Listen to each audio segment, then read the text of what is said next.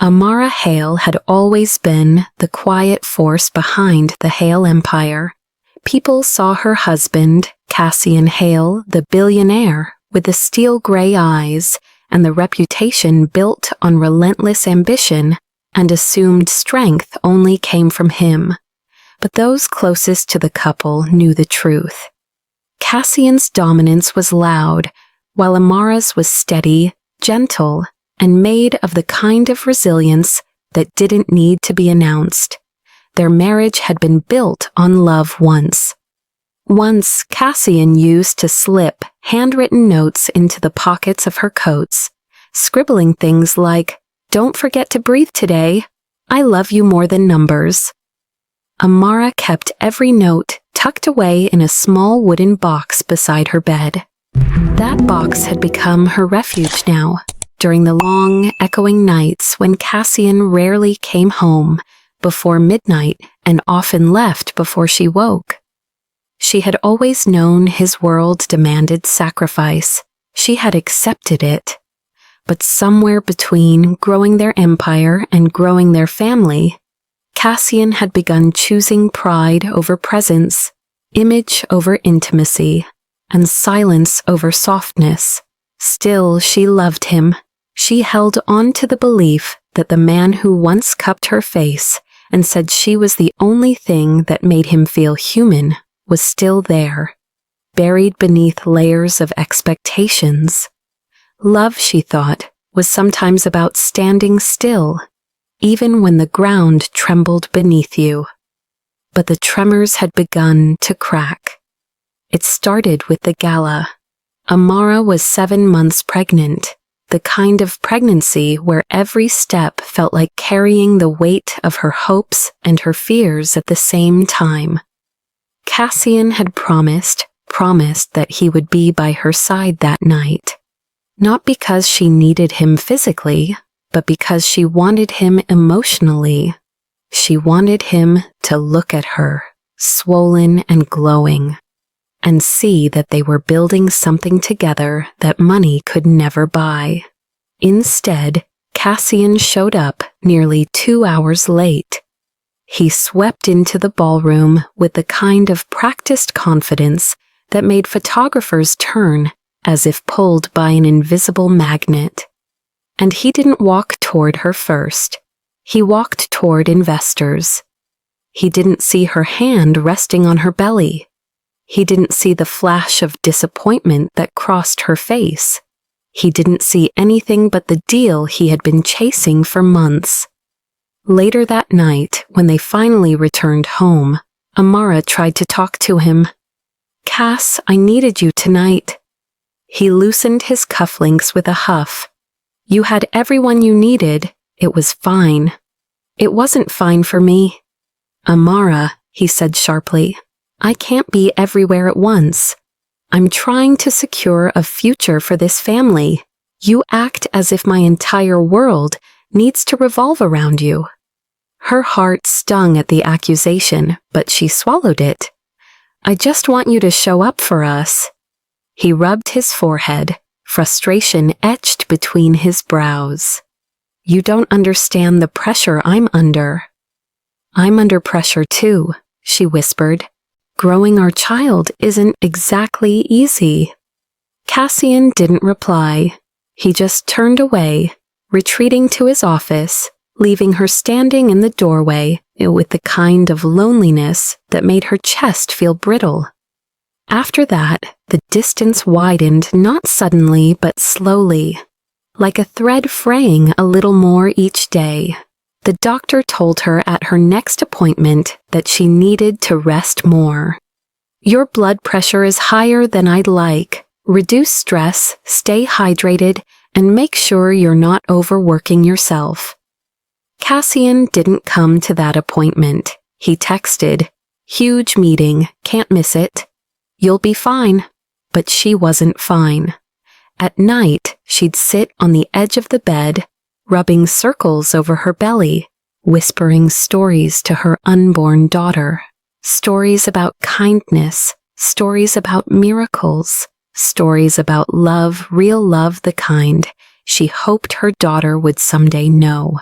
Yet even as she whispered those stories, Amara wondered if she was lying, because love didn't feel like this, like being an accessory to someone else's priorities, like waiting in an empty house for a man who no longer seemed to see her.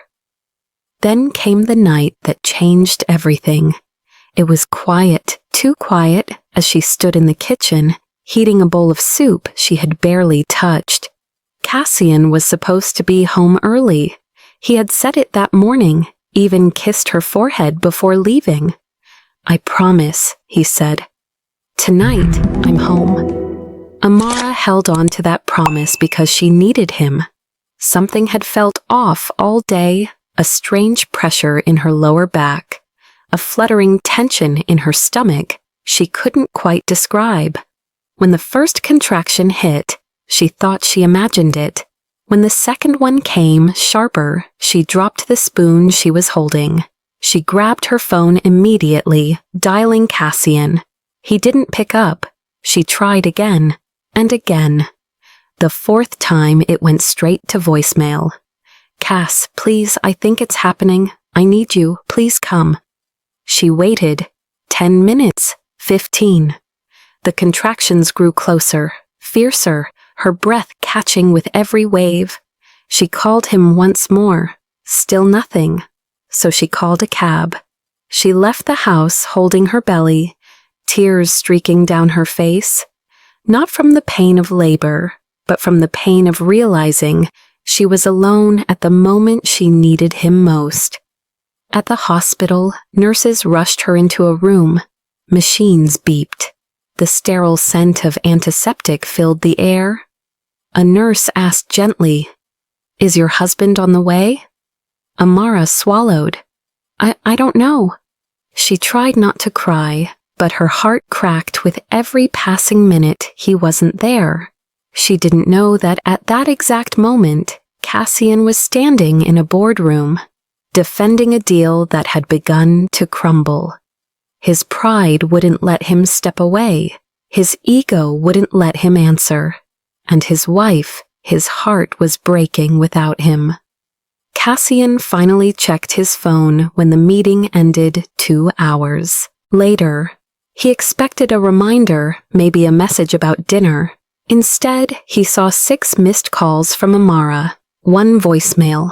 His chest tightened as he pressed play. "Cass, please, I think it's happening. I need you. Please come."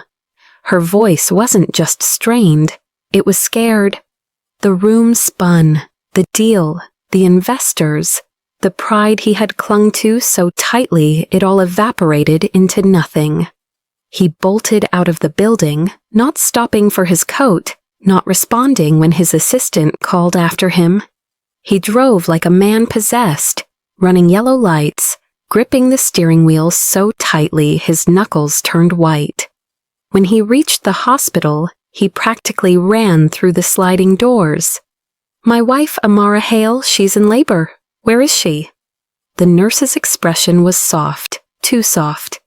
"Sir, she delivered an hour ago." His heart slammed against his ribs. "An hour? Why didn't anyone call me?" "We tried. Her phone was off during delivery." Cassian froze. "Is she okay? Is the baby girl is healthy?" A small, sympathetic smile. "Your wife, she's stable, but she's been very emotional." She led him down a quiet hallway. Every step felt heavier than the last. When he walked into the dimly lit recovery room, he saw Amara sitting up in bed, holding their tiny daughter against her chest. Her eyes were red, but dry, like she had cried until there were no tears left. "Amara," his voice cracked. She didn't look at him. He stepped closer. "I'm so sorry. I should have been—" She cut him off, her voice eerily calm. "Cassian, I went into labor alone?" He swallowed hard. I know, I messed up. I made the worst mistake of my life. Just tell me how to fix this." Amara looked down at the baby. "When I called you, I wasn't asking for a miracle. I was asking for you." Her words felt like a knife, pressed gently into his chest, not violent, but fatal. I was scared, she continued quietly. I didn't want to bring our daughter into this world alone, but I did, and I realized something while I was lying in that delivery room. Cassian braced himself. I can't build a family with someone who chooses pride over us. The silence was suffocating. He stepped closer anyway. Amara, I love you. I love our daughter. I swear to you I will change. She shook her head softly. You say that every time you disappoint me, and every time I forgive you. But tonight, something inside me broke. She reached for a folded piece of paper on the bedside table. A letter. She placed it near his hand without meeting his eyes. This is for you, she whispered. I wrote it while they were cleaning the baby. It explains everything. Amara.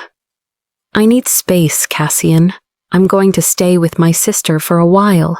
I need to figure out if the man I married still exists, or if I've been loving a ghost. His breath hitched. Please don't take my family away. I'm not, she said softly, finally looking up at him with eyes full of exhausted heartbreak. You lost us the moment you chose your pride over my pain. My goodbye may break you, but maybe it will finally help you see what your success cost. She handed him their daughter. For the first time, Cassian held her.